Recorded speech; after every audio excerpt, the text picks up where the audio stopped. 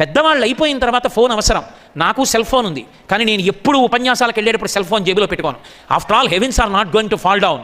ఏమవుతుంది, నేను వెళ్ళేటప్పటికి మిస్డ్ కాల్ రిజిస్టర్ అవుతుంది. అది నా భార్యే కావచ్చు. వెళ్ళిన తర్వాత మిస్డ్ కాల్ చూస్తాను, ₹1 అవుతుంది అంతే. అంతకన్నా నా సంస్కారం కన్నా గొప్పది కాదు. నేను వెళ్ళి రీడైల్ చేస్తాను.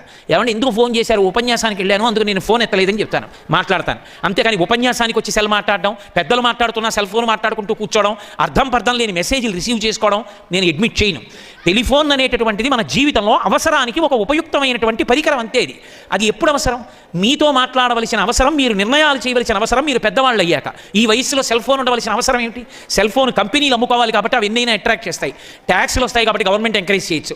కానీ పిల్లలుగా మీరు ఆలోచించుకోవాలి, అది మనకు అవసరమా అని. ఒక కార్ అంటే యాక్సిలరేటర్ ఒక్కటి ఉంటే కారు కాదు. నేను ఇక్కడి నుంచి ఏదో కాణిపాకం వెళ్ళాలంటే కారుకి యాక్సిలరేటర్ ఉంటే సరిపోతుందా? వేగంగా వెళ్ళిపోతే ఒక కుక్కడ్డు వస్తే ఆపడానికి బ్రేక్ ఉండాలి. యాక్సిలరేటరు బ్రేకు కూడా ఉంటేనే కారు. జీవితంలో కేవలం చదువుకోవడం కాదు, ఏది ఉపయుక్తమో కాదో తెలుసుకుని ఏది దగ్గరగా ఉంచుకోవాలో అది ఉంచుకోవాలి, ఏది దూరంగా పెట్టాలో అది పెట్టాలి.